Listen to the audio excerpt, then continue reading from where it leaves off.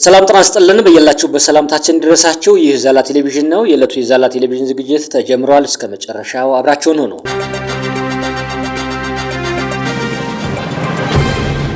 የአማራ ፋኖ ብሔራዊ ንቅናቄ ግንቦት 24 ቀን 2018 ዓ.ም የተካሄደውን 7ኛውን አገራዊ ምርጫ በመቃወም ለዓለም አቀፍ ተቋማት ደብዳቤ አስገብቷል። የአማራ ፋኖ ብሔራዊ ንቅናቄ አፋብን፣ የአፍሪካ ህብረት፣ የምስራቅ አፍሪካ በየነ መንግስታት ባለስልጣን፣ ኢጋድና ሌሎች ዓለም አቀፍ ታዛቢዎች ግንቦት 24 ቀን 2018 ዓ.ም በተካሄደው ጠቅላላ ምርጫ ላይ የሰጡትን የመጀመሪያ ደረጃ ግምገማ ተችቷል።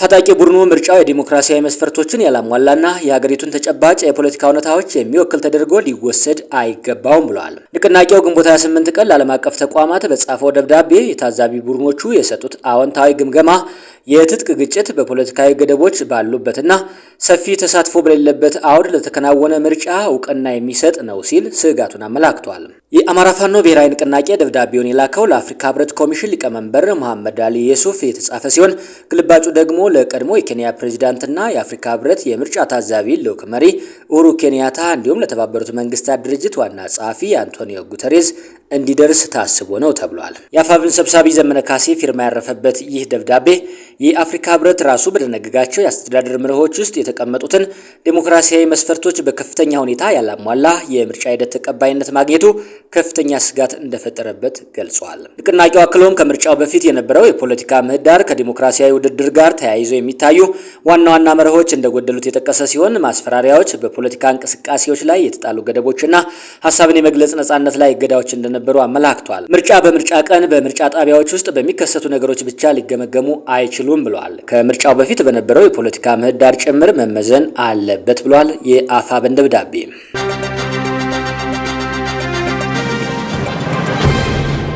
በህዝባዊ ወያነ ሓርነት ትግራይ ህወሓት ታጣቂ ቡድን ላይ የድሮን ጥቃት ተፈጽሟል። ትናንት ግንቦት 28 ቀን 2018 ዓ.ም ከሌሊቱ 6 ሰዓት ተኩል እስከ 7 ሰዓት ድረስ ባለው ጊዜ ውስጥ በሰሜን ምዕራብ ትግራይ ገማሃሎ ከሰምቤል አካባቢ ወደ ባደም በሚሄድ የህወሓት ወታደራዊ ኮንቮይ ላይ የድሮን ጥቃት መፈጸሙ ታውቋል። ጥቃቱ የተፈጸመው የህወሓት አርሚ 13 ኮር 1 በ27 ተሽከርካሪዎች ሎጂስቲክስ መሳሪያና ተተኳሽ ጭነው እየተጓዙ በነበረበት ወቅት መሆኑን የአካባቢው ምንጮች ተናግረዋል። የአካባቢው ምንጮች እንደገለጹት ከሆነ በተፈጸመው የድሮን ጥቃት 5 ተሳቢ መኪናዎች፣ 2 ወታደራዊ ተሽከርካሪዎች ወይንም ኦራል እና 4 ፒካፕ መኪኖች ላይ ከፍተኛ የንብረት ውድመት ደርሷል። በርካታ የሰራዊቱ አባላት ቆስለዋል ተብሏል። የቆሰሉት የህወሓት ታጣቂዎችም በሽራሮ፣ በሽሬና በመቀሌ ወደሚገኙ ሆስፒታሎች እየተወሰዱ ነው ተብሏል። በድሮን ጥቃቱ የሞቱት ታጣቂዎች አስክሬን እየተሰበሰበ ነው ያሉት ምንጮች 26 በጅምላ ተቀብረዋል ብለዋል።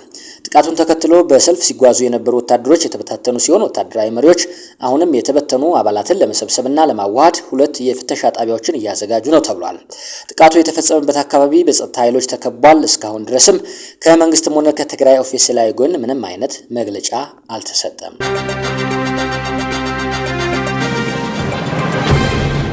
በዲሞክራቲክ ሪፐብሊክ ኮንጎና ኡጋንዳ ወደ 500 ሰዎች በኢቦላ ቫይረስ መያዛቸው መረጋገጡን የዓለም የጤና ድርጅት አስታውቋል። ሁኔታውንም የዓለም የጤና ድርጅት አሳሳቢ ነው ብሎታል። ዛሬ ድርጅቱ ይፋ ያደረገው መረጃ እንዳመለከተው በዲሞክራቲክ ሪፐብሊክ ኮንጎ የኢቦላ ቫይረስ ስርጭት ካገረሸበት ከ3 ሳምንት በፊት ጀምሮ እስካሁን ባለው ጊዜ ወደ 452 የሚሆኑ ዜጎች በቫይረሱ መያዛቸው ተረጋግጧል። በበሽታው ከተያዙት መካከል 82ቱ ህይወታቸው ማለፉ ተገልጿል። በአጎራባች ኡጋንዳ ደግሞ 2 ሰዎች በቫይረሱ መሞታቸው ሲገለጽ 19 ደግሞ የአልጋ ቁራኛ ሆነዋል ተብሏል። የዓለም የጤና ድርጅት ከዚህ ቀደም የቫይረሱን ስርጭት አሳሳቢነት ከግምት ውስጥ በማስገባት የጤና አስቸኳይ ጊዜ አዋጅ ማወጁ ይታወሳል። የአፍሪካ በሽታዎች መከላከያና መቆጣጠሪያ ድርጅት በበኩሉ 10 የአፍሪካ ሀገራት የቫይረሱ ስርጭት ስጋት አለባቸው ብሎ የዘረዘረ ሲሆን በዝርዝር ውስጥ ኢትዮጵያና ኬንያ ይገኙበታል። እንደ ጎርጎሮሳውያኑ የቀን አቆጣጠር ግንቦት 15 ከታወጀበት ጊዜ ጀምሮ በዲሞክራቲክ ሪፐብሊክ ኮንጎ ቢያንስ 1077 የኢቦላ ተጠርጣሪዎች ነበሩ። ከተጠርጣሪዎቹ መካከል 246 ሰዎች መሞታቸውን የአፍሪካ የበሽታ መቆጣጠሪያና መከላከል ማዕከል መረጃ ያሳያል።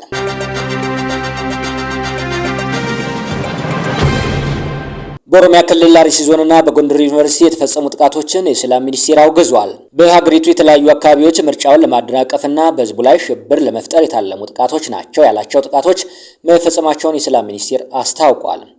በጎንደር ዩኒቨርሲቲ የጤና ሳይንስ ኮሌጅ ተማሪዎች የስፖርት ውድድር በመመልከት ላይ ያለው በተዘነዘረ ጥቃት አንድ ተማሪ ሲሞት 26 የሚሆኑት ደግሞ ጉዳት ደርሶባቸዋል ብሏል። በኦሮሚያ ክልል አርሲ ዞን አስኮ ወረዳ ሸኔ ተብሎ በሚጠራው ቡድን በተዘነዘረ ጥቃት 5 የሚሊሻ አባላት፣ 3 የፖሊስ አባላትና 4 ሲቪሎች መገደላቸውን ሚኒስቴሩ ገልጸዋል። በጥቃቱ አንድ የኢትዮጵያ ኦርቶዶክስ ተዋሕዶ ቤተክርስቲያን፣ የመንግስት ጤና ጣቢያና የቀበሌ ጽሕፈት ቤት መቃጠላቸውን እንዲሁም 65 የግለሰብ ቤቶች መውደማቸው ተገልጿል። በተጨማሪም በሸርካና ባንቆሌ ዋቢ ወረዳዎች ንጹሃን ዜጎች መገደላቸውንና ታግተው የነበሩ ግለሰቦች ሕይወት ማለፉ በመግለጫው ተጠቅሷል።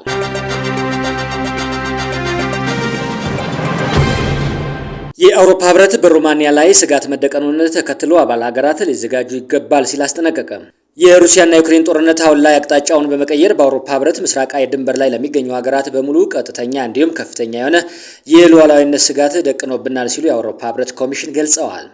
የህብረቱ ኮሚሽን ፕሬዚዳንት ኡርሱላ ፎንደር ሌየን ይህንን ተከትሎ ለሩሲያና ለአጋር አካላቶች ጠንከር ያለ ማስጠንቀቂያ ሰጥተዋል። ህብረቱ ማስጠንቀቂያውን ያወጣው በዛሬው ዕለት በሮማኒያ ስትራቴጂካዊ የጥቁር ባህር ወደብ በሆነችው በኮንስታንታ ውስጥ ፍንዳታ ያዘለ የባህር ላይ ድሮን ጥቃት መፈጸሙን ተከትሎ ነው። የሮማኒያ መገናኛ ብዙሃን የደህንነት ምንጮችን ጠቅሰው እንደዘገቡት ከሆነ አርብ ጠዋት በኮንስታንታ በሲቪል ወደብ ውስጥ ፈንጅ የጫነች የባህር ላይ ድሮን መገኘቷን ገልጸዋል። ይህ በሮማኒያ የተከሰተው የባህር ላይ ድሮን ፍንዳታ የዩክሬን ጦርነትን መልክ እየቀየረ ለመምጣቱና ወደ አጎራባች ሀገራት እየተስፋፋ ለመሆኑ ግልጽ ማረጋገጫ ተደርጎ እንደሚወሰድ የተነገረ ሲሆን ኔቶ በበኩሉ ዩክሬንን የመጠበቅ ኃላፊነት አለብን ሲል በትናንትናው ዕለት ዋና ጸሐፊው በኪየቭ በነበረ ቆይታ ተናግረዋል። የሮማኒያዋ ኮንስታንታ ወደብ ዩክሬን የእህል ምርቶቿን ወደ ውጭ የምትልክበት ዋነኛ የንግድ መስመር ሲሆን በጥቁር ባህር ላይ ለሚንቀሳቀሱ ወታደራዊ ድሮኖች ዋነኛ ኢላማና ተጋላጭ ቀጠና የሚያደርጋት ይሆናል ተብሏል። የአውሮፓ ህብረት ኮሚሽን ፕሬዚዳንት ገለጹት ከሆነ ህብረቱ የምስራቅ አውሮፓ አባል ሀገራትን ደህንነት ለመጠበቅ ከኔቶ ጋር በመሆን አስፈላጊውን ወታደራዊና የክትትል እርምጃውን ለመውሰድ ይገደዳል ብለዋል። የዩክሬኑ ፕሬዚዳንት ቮሎዲሚር ዜሌንስኪ ከፑቲን ጋር ፊት ለፊት ለመገናኘት ፍላጎት እንዳላቸው ገልጾ የነበረ ቢሆንም የሩሲያው ፕሬዚዳንት ቭላዲሚር ፑቲን ጦርነቱን ለማቆም ከፕሬዚዳንቱ ጋር መነጋገር አስፈላጊ አይደለም ብለዋል።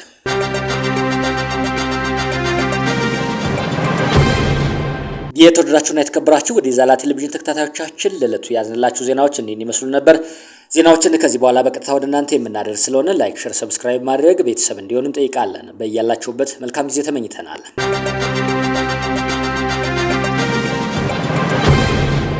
የአውሮፓ ህብረት በሮማኒያ ላይ ስጋት መደቀኑን ተከትሎ አባል ሀገራት ሊዘጋጁ ይገባል ሲል አስጠነቀቀ። የሩሲያና የዩክሬን ጦርነት አሁን ላይ አቅጣጫውን በመቀየር በአውሮፓ ህብረት ምስራቃዊ ድንበር ላይ ለሚገኙ ሀገራት በሙሉ ቀጥተኛ እንዲሁም ከፍተኛ የሆነ የሉዓላዊነት ስጋት ደቅኖብናል ሲሉ የአውሮፓ ህብረት ኮሚሽን ገልጸዋል። የህብረቱ ኮሚሽን ፕሬዚዳንት ኡርሱላ ፎንደር ሌየን ይህንን ተከትሎ ለሩሲያና ለአጋር አካላቶች ጠንከር ያለ ማስጠንቀቂያ ሰጥተዋል። ህብረቱ ማስጠንቀቂያውን ያወጣው በዛሬው ዕለት በሮማኒያ ስትራቴጂካዊ የጥቁር ባህር ወደብ በሆነችው በኮንስታንታ ውስጥ ፍንዳታ ያዘለ የባህር ላይ ድሮን ጥቃት መፈጸሙን ተከትሎ ነው። የሮማኒያ መገናኛ ብዙሃን የደህንነት ምንጮችን ጠቅሰው እንደዘገቡት ከሆነ አርብ ጠዋት በኮንስታንታ በሲቪል ወደብ ውስጥ ፈንጅ የጫነች የባህር ላይ ድሮን መገኘቷን ገልጸዋል። ይህ በሮማኒያ የተከሰተው የባህር ላይ ድሮን ፍንዳታ የዩክሬን ጦርነትን መልክ እየቀየረ ለመምጣቱና ወደ አጎራባች ሀገራት እየተስፋፋ ለመሆኑ ግልጽ ማረጋገጫ ተደርጎ እንደሚወሰድ የተነገረ ሲሆን ኔቶ በበኩሉ ዩክሬንን የመጠበቅ ኃላፊነት አለብን ሲል በትናንትናው ዕለት ዋና ጸሐፊው በኪየቭ በነበረ ቆይታ ተናግረዋል። የሮማኒያዋ ኮንስታንታ ወደብ ዩክሬን የእህል ምርቶቿን ወደ ውጭ የምትልክበት ዋነኛ የንግድ መስመር ሲሆን በጥቁር ባህር ላይ ለሚንቀሳቀሱ ወታደራዊ ድሮኖች ዋነኛ ኢላማና ተጋላጭ ቀጠና የሚያደርጋት ይሆናል ተብሏል። የአውሮፓ ህብረት ኮሚሽን ፕሬዚዳንት ገለጹት ከሆነ ህብረቱ የምስራቅ አውሮፓ አባል ሀገራትን ደህንነት ለመጠበቅ ከኔቶ ጋር በመሆን አስፈላጊውን ወታደራዊና የክትትል እርምጃውን ለመውሰድ ይገደዳል ብለዋል። የዩክሬኑ ፕሬዚዳንት ቮሎዲሚር ዜሌንስኪ ከፑቲን ጋር ፊት ለፊት ለመገናኘት ፍላጎት እንዳላቸው ገልጾ የነበረ ቢሆንም የሩሲያው ፕሬዚዳንት ቭላዲሚር ፑቲን ጦርነቱን ለማቆም ከፕሬዚዳንቱ ጋር መነጋገር አስፈላጊ አይደለም ብለዋል።